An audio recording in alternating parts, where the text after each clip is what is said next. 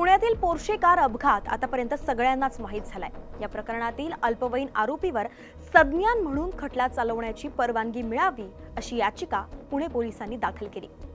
कधी चालवला जातो अल्पवयीन आरोपीवर प्रौढ म्हणून खटला? काय सांगतो कायदा, जाणून घेऊया।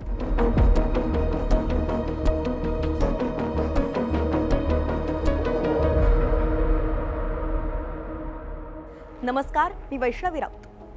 बाल हक्क कायद्यानुसार अल्पवयीन आरोपीच्या गुन्ह्यासाठी पालकांना जबाबदार धरत शिक्षेची तरतूद करण्यात आली आहे। गुन्हा आणि त्याचं गांभीर्य यासाठी 3 वेगवेगळ्या स्वरूपाच्या शिक्षा यामध्ये केल्या जातात। सौम्य स्वरूपाच्या गुन्ह्यासाठी 6 महिने ते 3 वर्षांची शिक्षा, गंभीर स्वरूपाच्या गुन्ह्यासाठी 7 वर्षांपर्यंत शिक्षा, अतिगंभीर स्वरूपाच्या गुन्ह्यासाठी 10 वर्षांच्या शिक्षेची यात तरतूद केली आहे। पण जर आरोपीवर संज्ञान म्हणून खटला चालवायचा असेल तर त्याचा निर्णय बाल न्याय समिती घेतं।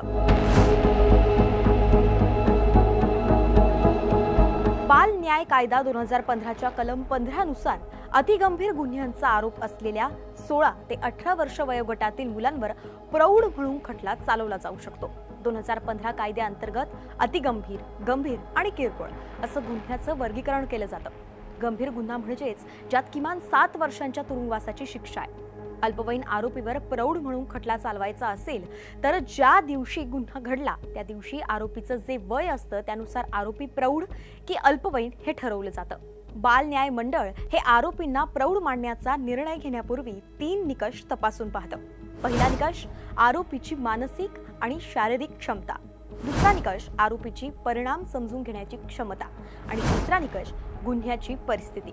या 3 निकषांवरून बाल न्याय मंडळ हे निर्णय घेत असतं। पुण्याच्या प्रकरणातील आरोपीनं मद्यधुंद अवस्थेत भरधाव गाडी चालवत दोघांचा जीव घेतला।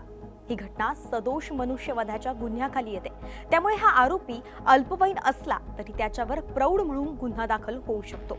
निर्भया प्रकरणी अल्पवयीन आरोपीला संज्ञान मानून त्याच्यावर खटला चालवण्यात आला होता। त्यानुसारच आता पुण्यातील प्रकरण सुद्धा गंभीर असून यातील अल्पवयीन आरोपीला प्रौढ समजून गुन्हा दाखल करण्यासाठी पोलीस प्रयत्न करत असल्याचं पोलीस आयुक्तांनी सांगितलंय। जर न्यायालयाने त्याला संज्ञान म्हणून खटला चालवायची परवानगी दिली तर त्याला तातडीने अटक केली जाईल असं सुद्धा पुणे पोलिसांनी म्हटलंय। तुम्हाला काय वाटतं?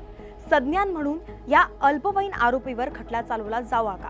आम्हाला कमेंटमध्ये नक्की सांगा आणि अशाच माहितीसाठी न्यूज 18 लोकमतला फॉलो करायला विसरू नका।